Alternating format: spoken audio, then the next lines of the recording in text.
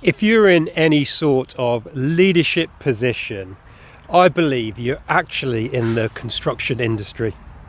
And more specifically, I think you're in the bridge building sector. And in today's episode of the Leaders Kitbag, I'm going to explain what I mean by that, why it's so important, and share with you a couple of tips that, if you can apply them, really will encourage those that you lead to willingly go the extra mile when you need them to. Not because they have to, but because they want to. Hey, I'm Morton. I'm a leadership mentor and performance coach, and I specialise in working with business professionals who are moving into more senior leadership roles. So, as a leader, our success becomes more determined by what others do for us than what we deliver ourselves. Our results become much more about what we can deliver through others as opposed to what we can deliver ourselves. Perhaps the best example of this, or the easiest example to understand, is that of a salesperson. Early out in their sales career, they are what we call an individual contributor. All of their success, hitting their bonuses and their targets, is down to what they can personally deliver themselves. And then at the very opposite end of the spectrum, you've got the sales director. And it is much less then about what they actually sell, hitting their own targets, but much more about their role in supporting and enabling everyone in their team or function to hit their targets.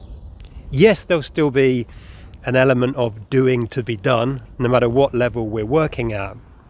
But the more senior we become, the more our success becomes reliant on delivering through others. That means that as leaders, we need to have relationships that are big and strong enough to enable us to make requests of those that we lead when we really need them to. And this is why I believe that as leaders, we're in the business of building relational bridges. Now, a real bridge is only as strong as the time and effort that goes into building and maintaining it. Well, the same is true of relationships and connections between people, right? They're only as strong as the time and effort we put into building and maintaining them.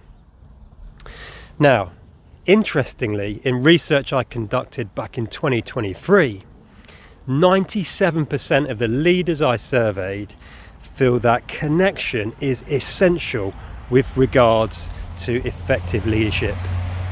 And at the very same time, only 51% say they allocate enough time to doing it with the people that they directly lead and manage. So the challenge is crossing this knowing-doing gap. And the reason we fail to invest enough time in it is because whilst we know it's important, it rarely seems urgent. So, some very quick practical tips.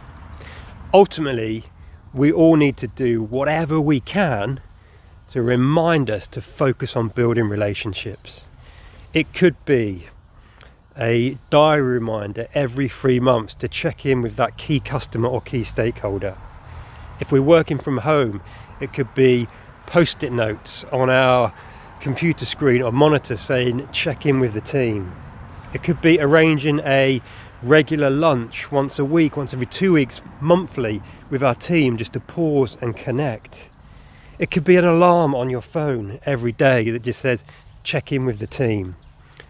Whatever it might be, I'm sure you have hundreds of ideas yourself, but create some reminders to encourage you to pay more attention to checking in with all of the important people in your work and in your home life.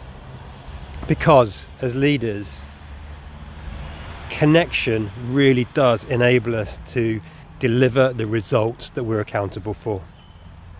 Hope it's been useful, folks. Look after yourself, look after those people you've got the privilege and responsibility to lead. And as always, lead on.